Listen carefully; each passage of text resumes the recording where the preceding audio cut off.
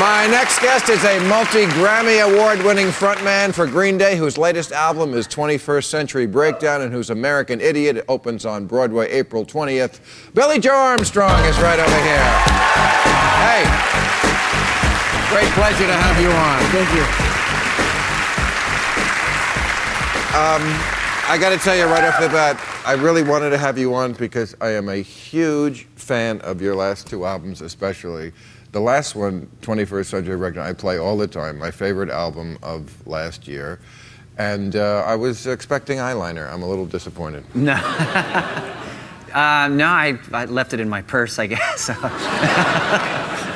And I know a lot of people will say, especially of a younger generation, that, you started out as punk rock, and some of this is not punk rock. And somehow that's bad, but I would say, but the music is better. Yeah, I mean, well, thank you. I like every album, the succeeding album, more than the one before, which I would think is a good thing. Well, we strive to be better every single album. I mean, I think we try to challenge ourselves even more, and we drive ourselves crazy in the process of doing it. And I think, I think it always starts with punk rock for us, just because it's kind of part of our DNA as a band, and then it just ends up kind of going in different directions. And but you don't care about the purists. No, I don't know. I don't think there's really any such thing. It's gone into so many different subgenres and or whatever what punk is, or it goes to emo to hardcore to wherever else. But Broadway is a far piece. It's a big one. I mean, to do a musical, I think of Ethel Merman, right? Tommy Tune, Mr. Stephen Sondheim. Mm-hmm. I don't think it's Sid Vicious. No, but I think there's a lot of daring people that are doing new things on Broadway right now. I mean, I just saw a play called Next to Normal, and it's a guy that did the music who's doing it for American Idiot. His name is Tom Kitt, and it's about people going crazy and about prescription drug use, and and I think that's anytime. I think the thing about Broadway, I think it relates to what a current situation is. The thing about like something like West Side Story, it's about the Jets and the whatever the Sharks, which was it was about gangs who danced, yeah, but with knives. Yeah, there's not much of that. We have sex and drugs and. Is it all music from American Idiot, or is there some from 21st Century? Some's from 21st Century. 'Cause that sounds more like music to me that might fit into a Broadway play, because it's even more melodic. Yeah, I think there's certain things. I mean, we use a song called "Know Your Enemy." Love that one. We play it here. It's in my tape when the audience comes in that I made. Oh, Love cool. that. Thank you. Don't you know your enemy? Da-da. But some of it, I mean, like, there are songs like, one of my favorites is a song called Last Night on Earth. Oh, yeah. Is that in the... That's in the play, yeah, that's also in the play. I mean, that's just a gorgeous ballad. That would have been a hit in any era. Thank 60s, you. 70s, 80s, any decade. Oh, thank you. But it's very far from punk. Yeah, I mean, I just try to be a good songwriter, and, and that song was... just a bit of a serenade, and But at the beginning, it was more pure punk, and then it became pop punk, and now you're on Broadway. Where in 20 years, is it going to be the Neil Diamond Theater? I'm just asking. No, I'm just up for anything. I love big, crazy ideas, and Michael Mayer is directing it. He had a good, crazy idea, and we did the show in Berkeley, the Berkeley Rep Theater. And it ended up doing really well there, which is a tough crowd, Berkeley, And then they extended it, and then, we never said Broadway. That was the main thing. It's like, do not say Broadway, because there's a lot of people that want to go immediately there. I think some of the most creative people I've met are around the Broadway scene right now. I don't want to... We're not selling records anymore, so we might as well, go Broadway. I mean, the man has got to eat, ladies and gentlemen. The line, I don't want to be an American Idiot, is what starts off the album. Yeah. And I like that line because it sets it up immediately as maybe you're part of the problem. You're not saying, oh, you idiots. Right. it sounds to me like you're worried that you might be one of the American idiots. Mm-hmm. I don't really know where it started from or really where it came from. It was just one of those things. I think I heard some Lynyrd Skynyrd song that said something about I'm proud to be a redneck or something like that, and I'm like, well, that's one side of it, you know. You talking about Okie from Muskogee? I'm not sure. There was a song, I'm proud to be an Okie from Muskogee. Yeah, and my mother happens to be an Okie from Muskogee, you know. Oh, really? Well, yeah, I mean, she's a Southern lady, you know. But you say, maybe I'm a part of faggot America. Right. And I noticed you didn't get any shit for that. No, I didn't, no. You know, Eminem got shit when he used that word, lots of people, but you just slid. I use the word, I use harsh language a lot just to sort of prove a point. It's like to use the English language against itself in a lot of ways, you know. So I don't know, I mean, it's like growing up and being, you know, getting into punk rock or, you know, or whatever when I was a kid, there was a lot of closed-minded people that would call you faggot or call you whatever. And I used to think of it as like I wanted to provoke people and wanted to get that kind of attention or whatever. So I use it as more of an empowering word. You say, maybe I'm the faggot America, I'm yeah. not part of the redneck agenda. Right. Those are not our only two choices, I'm hoping. No. Well, yeah, I mean, and there's a lot of... You say that in an endearing way, like, we're not rednecks, we're the faggots, we're the good people. Yeah. Well, you know, well... We believe in health care and kindness to animals and the environment, all the thing the pussy Democrats like. Yeah. You know, I probably should have used not the significant other America or something like that. Let me ask you about the name of your group, because everybody in a band always changes the name. I mean, you mentioned the Beatles. They were Johnny and the Moondogs. They were the Silver Beatles. You were other names, and then you became Green Day, which I always thought, maybe it's an urban myth, that it was about pot. It was absolutely about pot. All right. Yeah. I mean, I think we were trying to be like the Cheech and Chong of punk rock for a while, you know. I mean, it was like, you know, and some of us still are the Cheech and Chong of punk rock in a lot of ways, so, yeah. It seems like in the liner notes where they thank you on albums, maybe they should put pot in there. You know, it's like making better music since 1963. I mean, I've said unabashedly that, you know, I owe a lot of the good ideas I've ever had in my life to pot. I mean, I'm sure that, you know, and I mean, not to, you know, get the hippies too excited. I'm sure...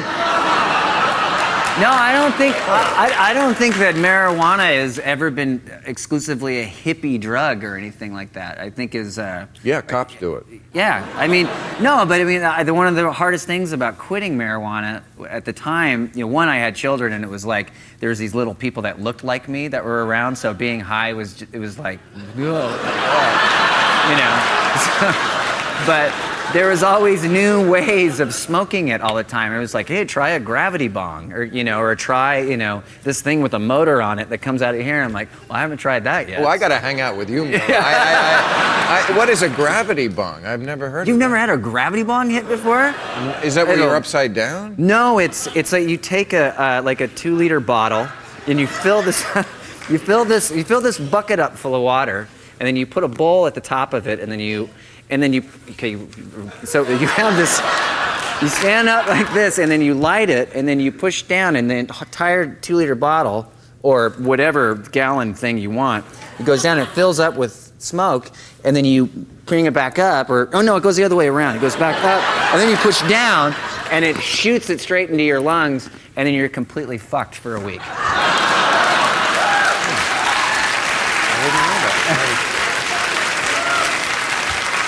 All right, now let me explain to you snorkeling. The guy puts his balls on your eyes and his... No, okay.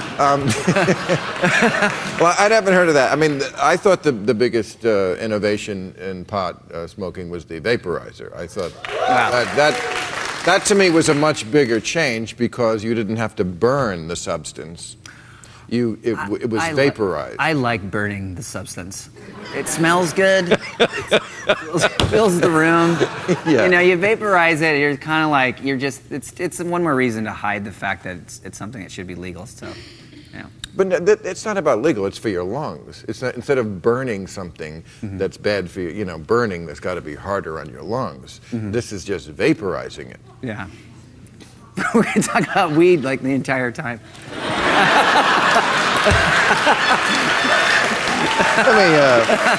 Let me get back to the. Let's get back to the music here. When I listen to your early stuff, you know, you were young, and so the music reflected the values of a younger person. It's a lot more about you. There's a little more whining. It's a lot more about weed and masturbation.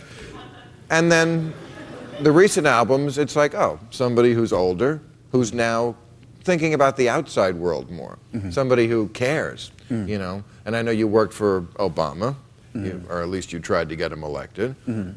But you know, punk, like, remember Anarchy in the UK? You know, anarchy. I mean, that's the exact opposite of that, getting involved. Well, I thought when